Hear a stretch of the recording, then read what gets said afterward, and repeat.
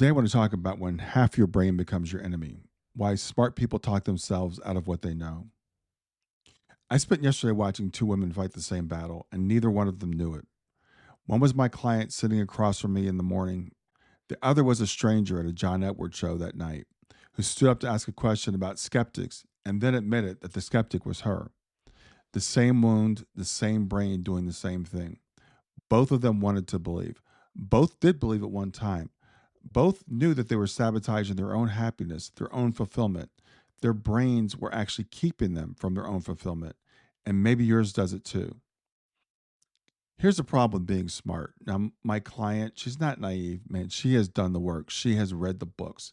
She's listened to hundreds of hours of podcasts, sat with some of the most respected mediums alive. As we were talking, she named Mark Anthony, Fara Gibson, Suzanne Wilson, Suzanne Giesemann. And the thing is this, some readings hit her like lightning, and others didn't land as well. But here's where it gets really painful and really kind of strange. Her brain took both of those facts and used them against her. The readings that didn't resonate, well, see, maybe it's not real. The readings that were extraordinary, well, they probably looked me up. It was like confirmation bias in reverse. She wanted to believe, but her skeptical side kept telling her she was deluding herself. And I sat with her and I said something that I say a lot. We live in a world with 200 years of materialist culture at its back. For most of human history, the prevailing view is that we are spiritual creatures with lives beyond our biological limits. But this culture tells you quietly and constantly that consciousness ends at death, that what you can measure is all that exists, that hope beyond the grave is wishful thinking. Religion is pre scientific nonsense. Realists live by science, what we can prove, what we can measure in the laboratory. And I'm telling you, you have to actively work against that materialistic current. The faith that grief cracked open in you, it doesn't maintain itself. Now, I'm still a skeptic too. This is something I probably don't say often enough. I haven't arrived. There is no place to arrive to. I've been privileged. I've sat with some of the most gifted mediums alive. I've had breakfasts, lunch, and dinners with them. I've attended dozens of demonstrations with them. I've gone out drinking with them. I've designed experiments for them that ruled out cheating. And I still walk into every one of these events questioning. And that's not a contradiction. That's really the only honest way to do this. And I told my client this yesterday. This isn't a destination that you reach, it's a never ending journey of discovery. You don't get to a point where you've collected enough evidence and you're done. The questions keep coming. It's not a weakness, it's intellectual integrity. Now, this past week, I engaged with a woman on YouTube who had posted a hit piece on helping parents heal and the mediums that we work with. She told me poignantly that she'd be willing to share what she knows with me when I'm ready to listen. And I tell you, I took that seriously, even knowing her history and her hatred for mediums. I don't want to only look at one side of this. The moment I stop being willing to hear the other side is the moment I become exactly what I'm arguing against, someone who's decided what's true and stopped looking. Now, my client asked me directly, do you believe any mediums are fraudulent? And my answer is absolutely yes, without question.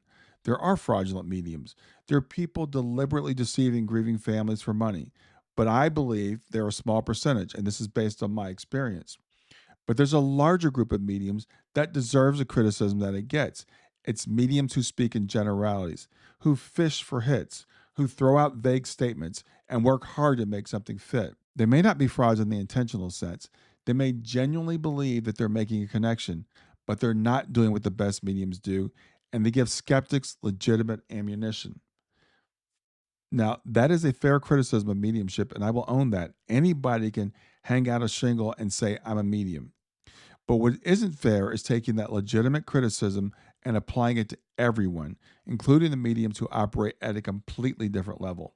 Because here's the paradox: the better a medium is, the more likely they are to get targeted for fraud.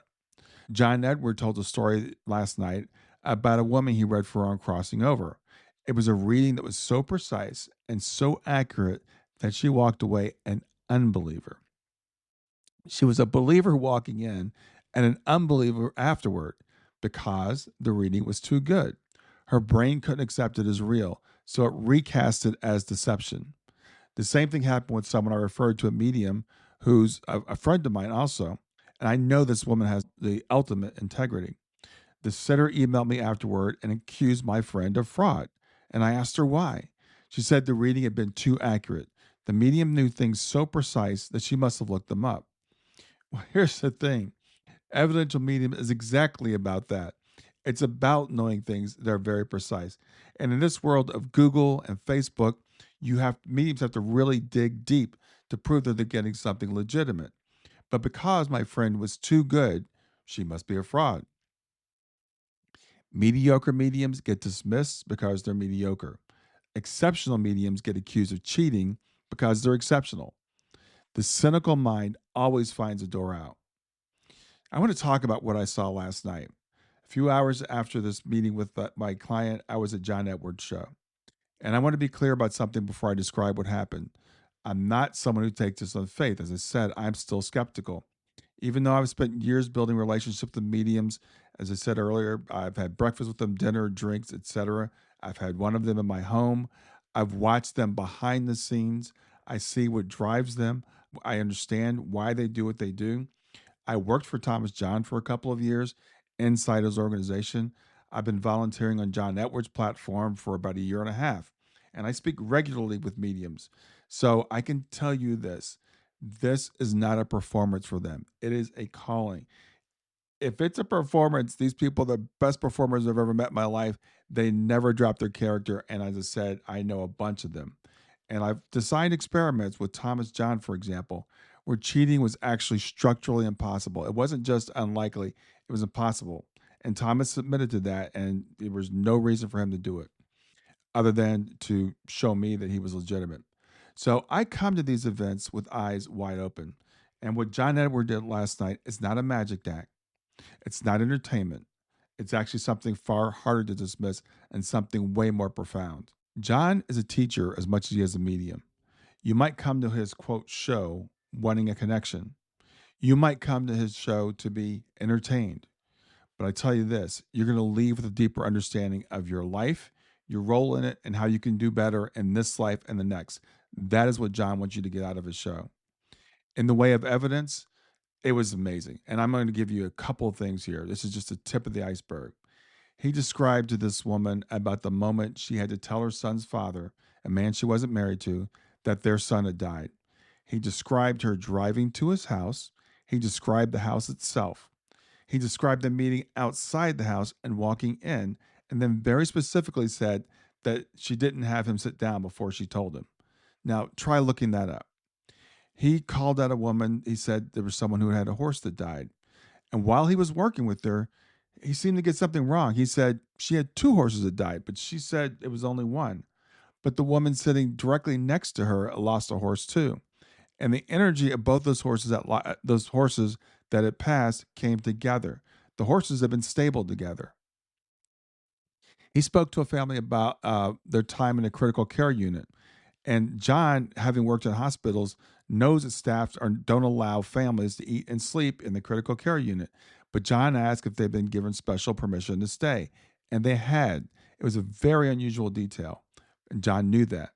He described detailed familiar relationships between grandmothers, mothers, and daughters. And then he talked about how that pattern was repeating itself, describing to this woman who was standing there exactly what was going on in her family and encouraging her to be careful and to be aware of these patterns. He was teaching.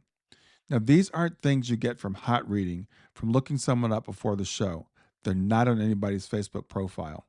But all that evidence is actually almost secondary compared to the teaching that John does. Now, here's what John actually does for a couple of hours. He could just deliver messages. He could just give the evidence. And that would be enough for most people, but he doesn't do that. For 2 full hours and then another, I think it was 45 minutes or so for the VIPs, he teaches. He teaches about how to live, about how to interpret the patterns in your life using whatever language speaks to you, whether it's astrology, numerology, past life regression. He teaches about how to recognize the ways you've been carrying wounds from before you even knew you were carrying them. And a woman in the audience asked the question I've heard 100 times. What would you say to a skeptic who wants to believe? And John said, skeptic or cynic?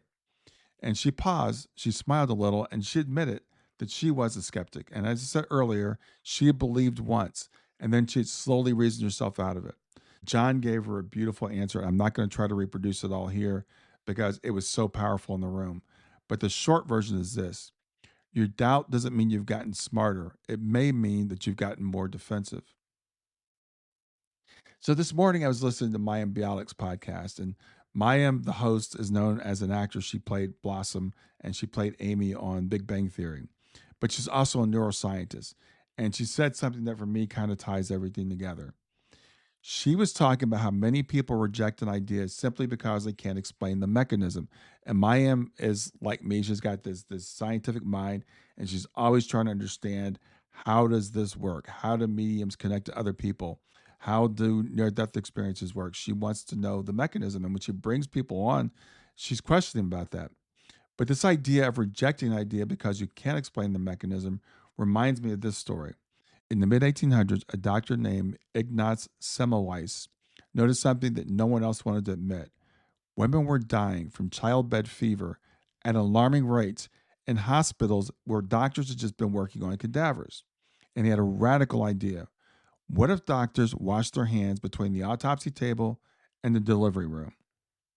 Now, in 2026, this sounds obvious. In the mid 1800s, this was considered crazy. He was mocked. He was ridiculed. He was eventually driven to breakdown. And it's not because the evidence was weak, the evidence was clear. Doctors that were going in and delivering babies after doing autopsies, the women were dying. But he was ridiculed because no one could explain why it would work. How did it work? Germ theory didn't exist yet. Without a mechanism, without a story that fit the current worldview, the evidence didn't count. Women kept dying while they waited for the mechanism. And I think about that every time someone says, I believe in the afterlife if someone could explain how it works. You're giving up understanding how life works. You're giving up having greater fulfillment because the mechanism hasn't been identified yet. But here's the thing: the evidence for consciousness surviving death is substantial. I would say it's overwhelming. Near death experiences, after death communications, mediumship under controlled conditions, children who remember past lives in verifiable detail, going to a John Edward demonstration. You don't have to understand the mechanism to let the evidence speak. So, what does it take to hold on to what you know? Now, my client and the woman at the show are not weak, they're human. We all have that left brain that runs assessment on our hope. It wants certainty before it lets you rest. Our brains evolved to keep us alive, not to make us happy. Alive, but maybe unfulfilled. Alive, but not fully living our best lives. Certainty was never the deal. The deal is you keep showing up. You surround yourself with people who take this seriously and who have the character to back it up. You don't just read about the evidence, you build a relationship with it. You stay curious about what you don't understand without letting the unknown invalidate what you do know, what you see in front of your own eyes. Now, faith isn't the absence of doubt, it's what you choose to do with your doubt. Do you keep exploring? Well, I tell you this, I do. And I still try to understand the mechanism, even knowing it's unlikely that I ever will. If this resonates, share it with someone whose left brain has been winning lately. And if you've had an experience that helped you hold on, a reading, a sign, a moment that cracked you open, I'd love to hear about it in the comments.